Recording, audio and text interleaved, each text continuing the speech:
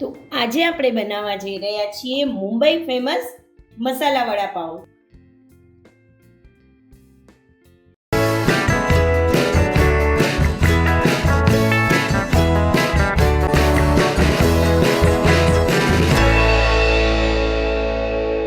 તો એના માટે આપણે ચટણી તૈયાર કરવાની છે. તો એના માટે આપણે અહીંયા 10 થી 15 કળી લસણની લીધી છે.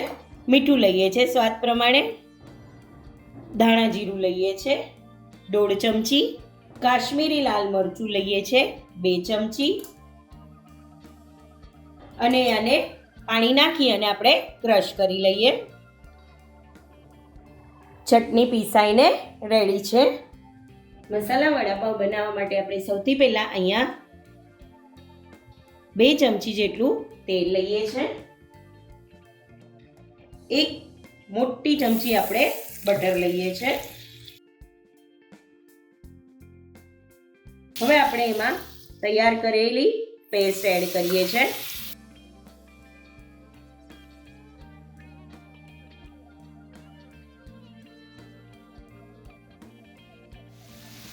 હજી આપણે એમાં તૈયાર કરેલી પેસ્ટ થોડી એડ કરીએ છે.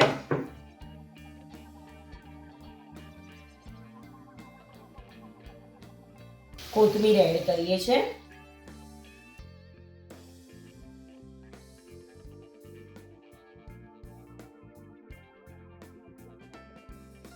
અડધી ચમચી કાશ્મીરી લાલ મરચું એડ કરીએ છે.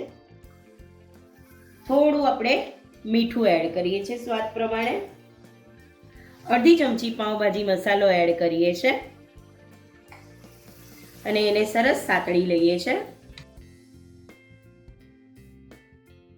લસણની કચાશ દૂર થાય ત્યાં સુધી આપણે એને સાતળવાનું છે.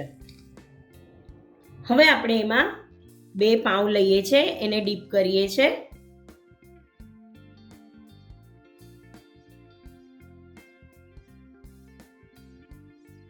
આવી રીતે ચારે બાજુથી ચટણીને લગાવી દેવાની છે.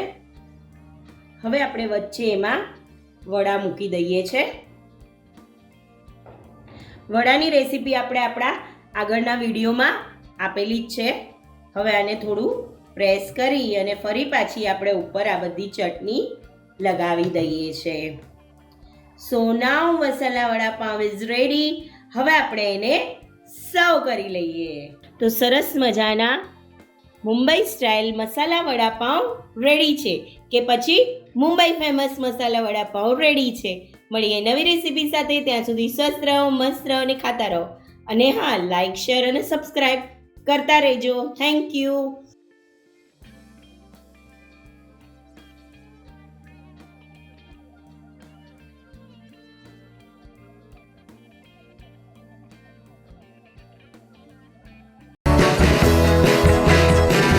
લાઈક કરો, શેર કરો, સબસ્ક્રાઇબ કરો.